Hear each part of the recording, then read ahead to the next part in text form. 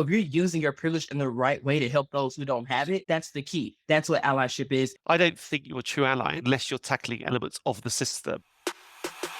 I'm Rachel Cottam, and this is the Allies at Work podcast. Here, you'll discover bite-sized tactics that you can start using today to improve gender equity in your workplace, home, and community.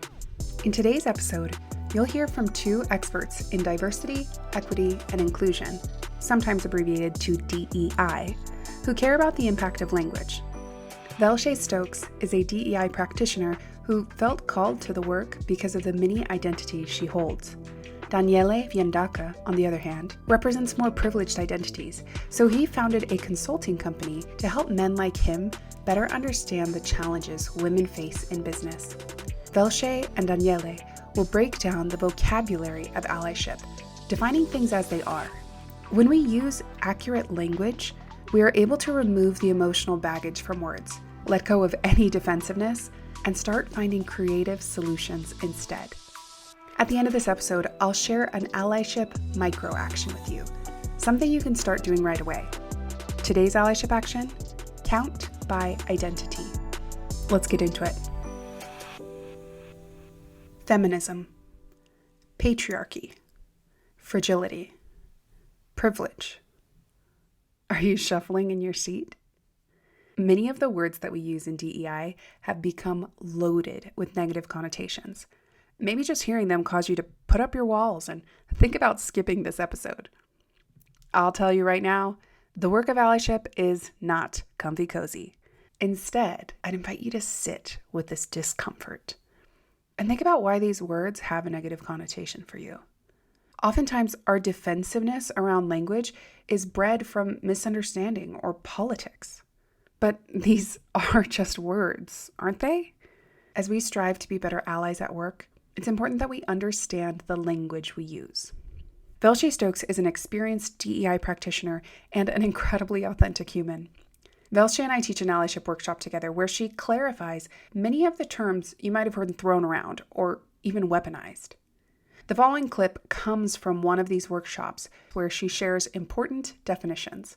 A few terms to listen for: privilege, fragility, savior complex, advocacy, upstander, calling in versus calling out, performative allyship, and unlearning. You're going to love this. My name is Velshay Stokes. My pronouns are she, her. I'm currently a diversity, equity, and inclusion director. Honestly, I never realized I was doing this work. I think the identities I hold, this work just kind of came into my life.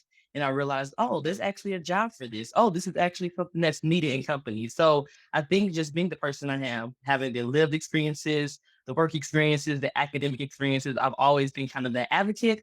So I really feel like this work chose me, as corny as it sounds, but that's the truth. So let's get into the good stuff. I'm a firm believer that before you really learn about a topic, you must first know the terms that are used to describe that topic so you can identify what's happening. So first we have privilege, something we've all heard a lot. Privilege is a special right, advantage, or immunity granted or available only to a particular person or group. So no matter where you are, how you identify, we all have some kind of privilege. And I think it's important that we acknowledge that we're bringing that to the table, because in order to be an ally, you must use your privilege in some capacity. So it's very important that we acknowledge how important privilege is in terms to allyship. Fragility. You may have heard this term as white fragility, right? That's usually how it's been used, but fragility can be used for anyone. Discomfort and defensiveness on the part of a person when confronted by information about societal inequality and injustice. And I was going through this thinking, I've been fragile a few times, right? As a Black person, I'm like, I'm oppressed, which is true, but I'm also very privileged. So there has been times that I've been defensive, like, what do you mean? Like, no, I can't be this, I can't be that. But I stop and think, wait, I do have privileges that have allowed me to get to places, or there are people who cannot get to where I am because of societal inequality. So fragility is very interesting one, because it's one that kind of brings up a lot of defensiveness, but it's really us acknowledging that it's going to be uncomfortable, but accepting that. So that's how we kind of navigate fragility. This is an experience that I've had a lot. For me, I have a lot of power and privilege. I'm white, straight, I'm educated, and I have had to become uncomfortable. I'm typically very non-confrontational. I typically think of myself as like a good person. And so acknowledging my own racist tendencies or my own homophobia or whatever it might be, just acknowledging that the society has probably baked some of those things into me has taken some work. Now, is it uncomfortable? Am I still getting it wrong? Will I probably still get it wrong in this conversation today? Yes. But it has also been immensely freeing because then my mind isn't saying, like, am I racist or not? And just trying to decide whether or not I have these biases. I am able to say, I have biases. I'm probably a little bit racist. And now I get to focus on changing that. So I just think it's incredibly freeing to accept our own fragility and then think about the behaviors we can change. Perfectly said. Thank you for sharing that. That was very vulnerable. Appreciate that. And then savior complex is one that also you may have heard the term white in front of, refers to actions provided by people that help marginalized groups in a self-serving manner. Watch the movie, is it The Blind Side? Is that the movie with the football player? Watch that movie. There are quite a few movies where this happens. There's another one, La La Land. So if you watch those movies, it's kind of like, oh, I'm going to help this group, but who is it really serving, right? So when you think about savior complex, I think it's very important to tie that to allyship because sometimes we do things to say, look what I did. It's reaffirming that we're a great person. Green book, that's another one. There's another term you may have heard of or may not. Volunteerism. I was just looking into that the other day where folks go over to these other countries and say, we're going to help these orphanage kids, and build this and build that, when really you're going there to make yourself feel better, right? Because once you leave, those kids have that same lifestyle. Nothing has drastically changed for their life. So just thinking through ways to be aware as we step into allyship. So that was just kind of basic terminology. These are the types of allyship. Allyship to me is like the tree. Then you have the branches that come off of it. The branch that's like the strongest one is advocacy. This is really the end goal because allyship is a starting point, right? It said to unite, it said to be a helper. Advocacy says one who defends or maintains a cause or proposal, one who supports or promotes the interest of a cause or group, to support or argue for, defends, maintains, promotes, argue. More words that are based in action. So advocacy is really the goal because when you get to advocacy, you're right there next to the person or next to the group, or you're right there on the front line as well, using your power and your privilege with them, opposed to just supporting them possibly in private. This is more of like active role, as I said. If we go to the next one, so how I said allyship is the tree, right? And then you have advocacy as the branch, and then upstander is a leaf off of that branch. So you think of upstander, it's the opposite of bystander. A bystander just stands there and lets it happen. A upstander is going to speak up or act in support of an individual or cause, particularly someone who intervenes on behalf of a person or a group being attacked or disrespected. So this is a person who's going to be like, oh, I'm not standing for that, right? Like I'm not letting that happen. So it's very important that we go from allyship to being an advocate to being an upstander. My advocacy and my upstanding might look different from Rachel's. So there's no one way to be an advocate. There's no one way to be an upstander. Whatever fits your personality, whatever fits your needs, whatever fits your situation, your privilege, your power. But there is not one specific way. And I want to be very clear in that because it's going to look different for everybody, which is great because how you serve diverse communities, right? The good thing about upstander, I heard that being taught at a middle school. And I was like, I love that we're teaching the students that to not just stand there because it can be scary, but to say something. Because usually you have one upstander, people start to fill in and say, I agree, I agree, I agree. And then calling in versus calling out. It's really a part of upstanding too. I think it is based on the level of severity. It's very clear. You don't have any question. You know it was offensive. You know it was racist. You know it was sexist. You know it's homophobic. And it's like, somebody said the F word is for queer people, if something like that, you stop it. You call it out. It's not about embarrassing. It's about we're not tolerating that in this space. So that's a call out. No, whoa, whoa, whoa. What was said? That's very inappropriate for this space. You call it out right there when it's like severe and there's no question. Now, when sometimes it could be a question, right? Because sometimes like racism, sexism can be passive, where it's just like, oh, okay, I didn't really notice. Or like you call them microaggressions, but I call them identity related incidents. When those happen, it can be kind of like, I can't really tell. That's where you call them in. So that's where you say, after this call, I come to you and I say, when you said this, it made me and a few others uncomfortable, and this is why, right? So if it's kind of like that gray line, call them in because you don't want to like make a big scene and not be able to explain yourself. But if it's direct and you know what's wrong, call them out on the spot to prevent any further damage. And to also going back to the community agreements, that is not what this space is for, and it will not be tolerated here so that others know that it's not acceptable. And then lastly, you might have heard of performative allyship. This kind of ties in for me to the savior complex. really kind of self-centering, not really getting things done. So this is when someone from a non-marginalized group professes support and solidarity with the marginalized group in a way that is either that isn't helpful or actively harms that group. An example for this would be actually a great example is going to a protest for some kind of injustice, right? Having your sign, being there, posting your pictures on Instagram, saying, hey, I'm an ally, but then getting your car and going home to gentrify a neighborhood. So think about how contradictory that is. Like, yeah, I'm an ally, but I also am supporting this neighborhood that has been torn down and gentrified for my comfort. So performative allyship can be very tricky because people might think they're doing the right thing, but then also, is this what you think is the right thing, or is this what that group actually needs? So I think that's a term that's also very important to be acknowledged because it can be easy to slip into that, but also if we're aware of it, it makes it easier to avoid that. How do we make sure we're doing the right things for the right people? So first, educate yourself. The first thing about educating yourself is unlearning. Think about all the things we've been taught throughout our entire lives, like honestly by the system, right? And it's very hard to get rid of those thoughts and those societal norms and those stereotypes. So when you're in the workplace, you can have the societal norm where, oh, we have to dress like this, because it's a bit price of business. You have to come in with a button-down shirt or a blouse or a dress, right? Like, let's unlearn that because I'm pretty sure if I have a t-shirt on, it doesn't change the knowledge in my mind or how capable I am with my job, right? So unlearn the societal norms that men must be in power or must be the CEOs or must be the leaders, just changing the ways that we view those things that have been just naturally ingrained in us by society. And then unlearning stereotypes. Can't be an ally if you believe in stereotypes, right? So it's kind of like you can't sit here and judge somebody, oh, there's a person of color, a black person in the office, am I safe? And he clutched my purse. You can't believe that, but then say, I'm an ally. So really unlearning those stereotypes, those societal norms. But the best part about educating yourself is unlearning and learning can be done simultaneously because the learning aspect helps you unlearn. So when you start reading historical books or articles from yesterday, which are very relevant to history, or podcasts or videos or whatever it is, social media, once you start to take in information from groups that don't look like you, that don't identify with you, and start to use those pieces of information that you're learning, that's helping you to unlearn those stereotypes and those societal norms because that's giving you a new insight. Another way for learning is diversifying your networks, not just on LinkedIn, but like in life. At lunch, who are you sitting with? When you go to work meetings, who are you sitting by? Who are you talking to? Who are you connecting with? Who are you inviting into certain spaces? Who are you supporting? So all of that, diversifying your networks diversifies your perception, diversifies thought, it diversifies you as a whole. And that's the point. And then lastly, listen to what others need. Don't assume. So you have to really know who you're talking with. Because for me, I'm a talker, I'm an outspoken person. So when it comes to advocacy for me, I don't need anybody to speak up for me in a meeting. I have that down pat. I can speak up. While there are other folks who might be a little more timid, shy, or just not comfortable doing so, but you only know that by communicating with them. Hey, how can I support you? How can I be there for you? And they may say, in meetings when this happens, I feel more comfortable. Like if I say something, you back me up.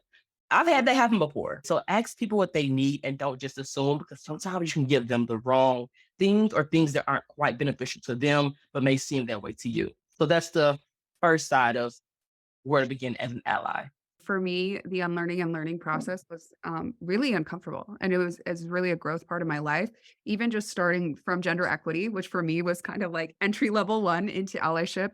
I grew up in a very homogenous culture that had specific expectations about how women should act, what their role should be in the home or in a partnership. And I know that might sound dated and crazy to some of you, but I chose teaching because, hey, I can be a mom and be a teacher. And that's why I chose that career path. Now, all of a sudden, I accidentally happened into startups because it's what my family needed at the time financially. And I'm in a different network. I'm hearing from people who have been educated in different places. And all of a sudden, I'm seeing other truths. And I think that can be so transformative as an ally is to accept that your reality is only one reality. And that as you as you believe other people's stories, as you listen to them, then you're able to unlearn and learn at the same time.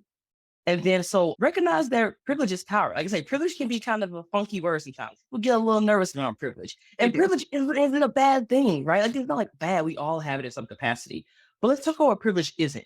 Privilege is not a sign that you worked hard. And that's what I've experienced most. People will get kind of offended, like, I worked for this. We're not saying that you did.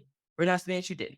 We're just saying you had to step up to do that. Example. I have 2 degrees. I have a master's degree and a bachelor's degree. I worked hard for those degrees, but I was privileged to have a community to help fund me through school. So that privilege I had helped me to be in a place to get another privilege, but I had to work for that.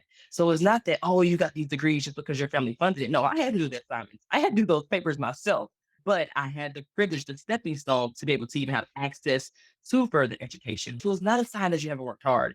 It's just a sign, privileges that maybe you had an extra stepping stone to help you get there to where you even had opportunity to work hard. Also, don't assume that a privilege is the same for everyone because it's not the same for everyone. Rachel and myself have 2 different privileges, right? I'm privileged to sit here talking with you. It's a privilege we have to be able to do this. But then also, I have to be mindful that I'm still oppressed in some ways. I'm still a Black, queer, masculine presenting woman. So the privileges I have of having a job, having formal education, having the time to talk right now, that's privilege I have, but it doesn't mean that Rachel has those same privileges, or if they do, they look different for us. So don't assume that privilege is the same for everyone. We all have different access to power, access to resources. And again, that's what is great about being an ally because we can reach out to more communities and be more impactful. So that's what privilege isn't. Those are some of the misconceptions people have about it. But what it is, being honest, is an advantage. It's a form of power. Privilege is an advantage. I am an able-bodied person, and honestly, that's an advantage for me because every place I go will be catered to me. I will never have to look for a ramp. I will never have to look for a certain type of menu with Braille. I would not look for any of those things because I am fully able-bodied. So privilege is an advantage, and that gives you a form of power. And also, privilege is access to opportunity. Even the access to this conversation is privilege. And then this one is kind of interesting. Privilege is unearned in some cases. I want to keep it consistent. I'll go back to you being able-bodied. I didn't do anything to earn that. I didn't have to fill out paperwork. I literally was just born. I did not earn that at all. It just happened. But then if we think about privileges being earned, let's go back to the college degrees. I earned those because I did the work for those, but I still had that stepping stone. So it can be a gray area because there are certain things we're just naturally born with that we had nothing to do with. I was just born into a family, a community that's healthy and took care of me and loves me, right? That's a privilege. Some people don't have that. So I didn't do any work to get the family I have. Actually, I was assigned to them and they got me. So it's really a gray area, but being mindful how our privilege can be unearned, it can be earned. And then how do we navigate all of this into being an ally?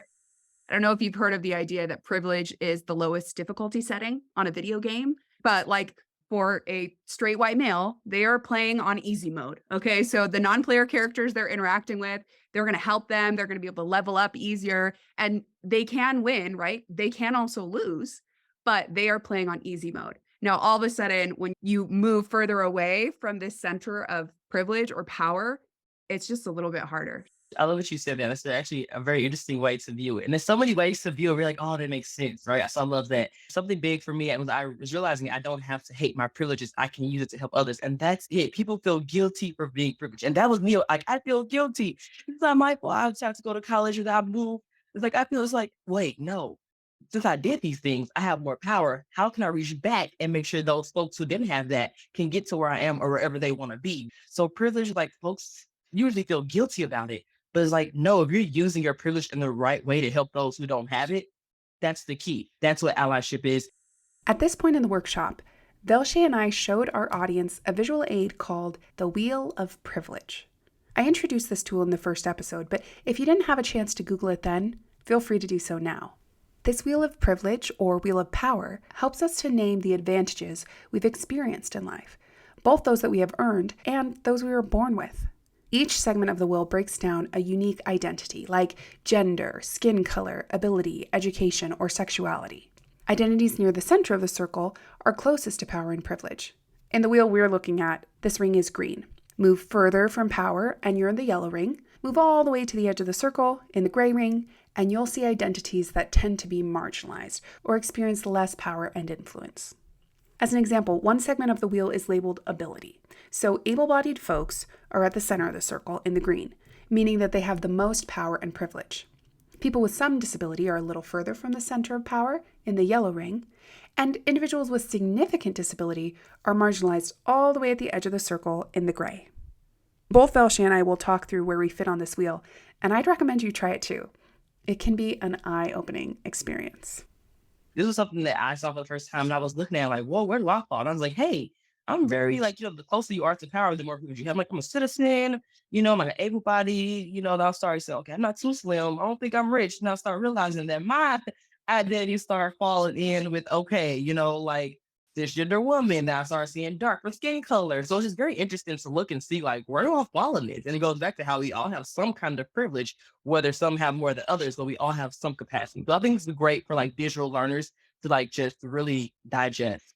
Yeah. This was incredibly helpful for me the first time somebody introduced it. And literally, like Velshay said, I start going around and I'm like, okay, white, I do have post-secondary education. I am able-bodied. I am heterosexual. I am neurotypical. I have mostly stable mental health, average body size. At this point in my life, I do own property. I feel incredibly grateful. Mostly middle class. I have lived under the poverty line at various points in my life, but I have a support network. Like Velshay was saying, like I always had people that if I absolutely had to, I could go to them and I would be okay. English, cisgender woman, citizen. So for the most part, I fall in that green and the yellow with like very few moments in my life where I've been in the gray. So for me, this was just a really helpful exercise to acknowledge that, hey, I have a lot of privilege. It's not necessarily earned all the time, but I can use that to do some good in the world. I really quick I want to add about specifically invisible identities here, how, we say women, say people of color, but there are so many identities that we cannot see, but that's still a perspective there that needs to be valued and needs to be used. So an example I would give is like myself, most people see me as someone queer, domestic presentation. Okay, you got it right. But the thing is, me and my fiance talk about this often, how she's a feminine woman. So it's pretty privilege is what it's called. She's a feminine woman. If you've never seen her with me, you would not assume that she is queer. So for her, it can easily be an invisible identity. So it's thinking about those who may not look the part, but if she's still on the interview panel, she still has the mentality of, okay, how inclusive are my questions because she's part of the queer community. So I think it's interesting to make sure that we're not just focused on how people look and the identities that we see, but also the ones that we don't, because they still bring experiences and they still bring new perspectives to the table. So I think that's also another thing to think about, that we all have identities that we have no idea about each other because you can't see. So just being mindful that like invisible identities definitely play a part in that as well. So like, what's the impact of this? What's the point? The point, honestly, is it stacks on top of each other if you look at it, what we've been saying the whole time. It reduces the feeling of isolation at work because you have a community or at least a team that's behind you, supporting you. With that, you naturally become more happy at work, right? Because now you don't feel isolated, you don't feel alone, you feel seen and valued. I'm happy at work. Now I'm going to work harder. My productivity is up because morale is tied to productivity. Productivity is up, everything's going great. You're going to stay at the company longer. Higher retention because you're having a better experience. And then lastly, but definitely not least important, is relationship and trust building. Now you have a solid community. I know that I can go to Abby and Sean and say, hey, I need this, or hey, this happened. And they're going to advocate for me and be allies and use their voices and their privilege. So this all stacks on top of each other on how to make a better workplace experience, but also just a better life experience for those in society. So the impact is a lot bigger than you might think because you have to go to work, it's your livelihood. So why not make the best of it? I love how Velshay compares allyship to a tree. As we learn and unlearn, we discover new branches of allyship and move from ally to advocate. Daniele Fiandaca, founder of Token Man Consulting, developed a similar matrix to help men understand how to graduate from allyship into advocacy. I'll include this resource in the show notes, but let's walk through it together. Daniele labels the 3 stages of allyship this way. First, you are leaning in. Second, you are an ally. And third, you become an agent of change. As an example, a man who is just leaning in may become familiar with an organization's HR policies or parental leave. A man who is an active ally will campaign for HR policies that promote gender equity. An agent of change will become a public voice for inclusive policies in his company and his community. I'll tell you where it came from.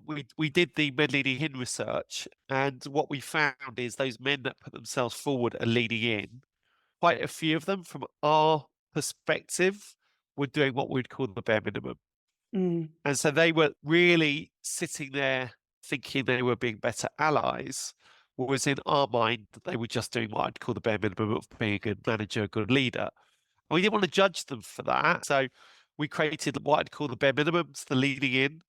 You've got an allyship where you're doing more, you're being much more active.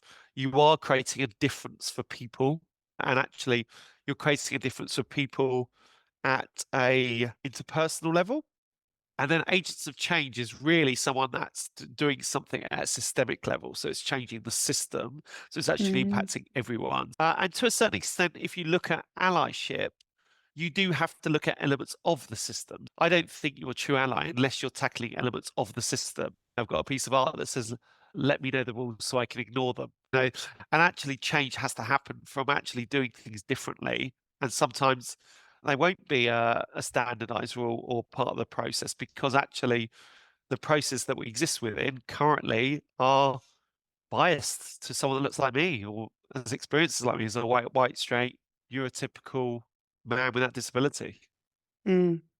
Yeah, I appreciate you acknowledging that. I think that's that's one of the things that you have in the matrix is like the first thing you have to do is just be aware of your privilege. And guess what, guys? That's bare minimum. Like that's the least that you can do. That isn't allyship. That's just a step on the road to allyship. So thank you for explaining that. I've got it pulled up in front of me so I can share to start and then maybe you can help me unpack the difference there. Leaning in is being open to feedback. Allyship is actively seeking that feedback.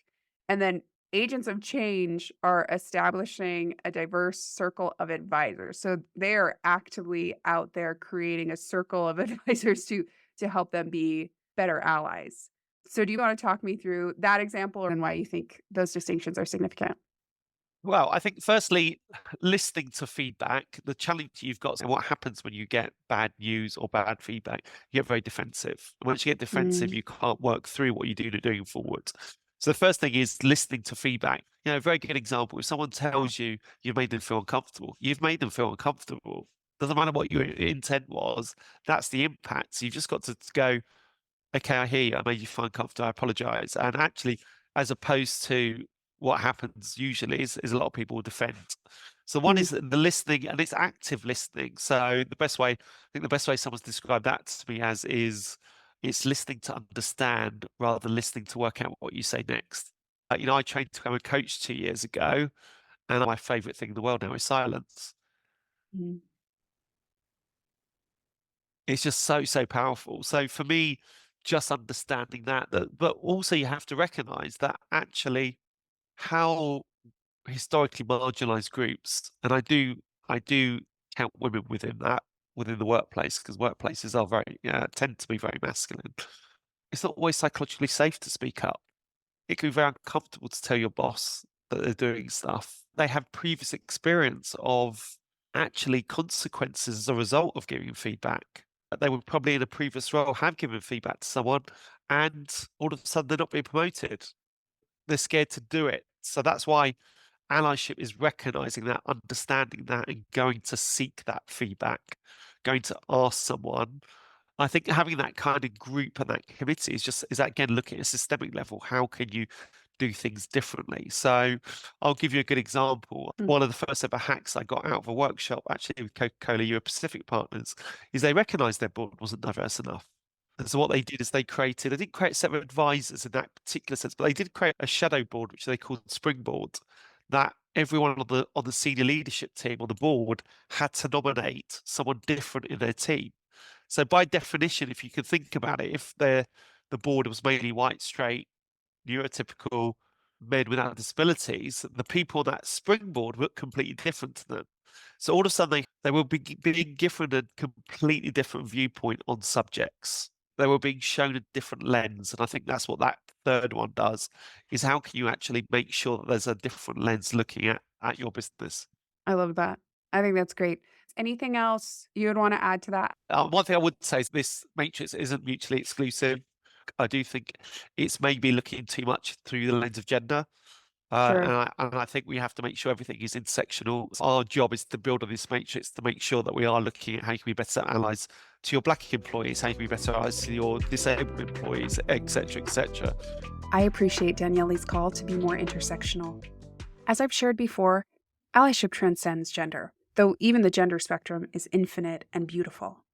For the purpose of our conversations here, I most frequently address male allies because there is still so much to do.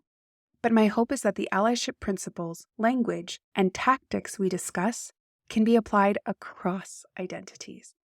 At the end of each episode, I share an allyship microaction, something you can start doing right away. Today's allyship action is count by identity. This allyship action is simple and kind of fun. In every room you enter, count the number of women. Whether you're sitting in a team meeting, a classroom, or a church, count the number of women represented in that room. If you want, go a step further and count the number of women in leadership positions, or the number of women who are given an opportunity to speak. This may seem like a tiny thing, but it will make a big difference in unpacking your unconscious bias. When you count only 3 women in a room of 30 or 12 women in a room of 100, ask yourself why this is the case. Get curious about why women are included and elevated in some spaces and excluded and diminished in others. What more could you do to create an environment where women feel safe, included, and empowered? As Velshay mentioned, some of our identities are invisible. So counting by identity doesn't work for every case. But you can count by other visible identities. Instead of counting the number of women in every room, you could try counting the people of color, individuals over 50, folks with disabilities. This allyship action is not about labeling people. It's about getting curious about what kind of diversity you're inviting into your own life and where the gaps are. Next time. We can talk about the gender pay gap. Of course it exists. If we're not able to have a conversation about why it exists, we're not going to be able to address it. There is a lot of conversation in our communities about how we can support. Yet the miss is that we're not paying these individuals for the work and the expertise that they do offer. To think that centuries of inequality hasn't had a lasting impact is pretty silly. Learn more, do better.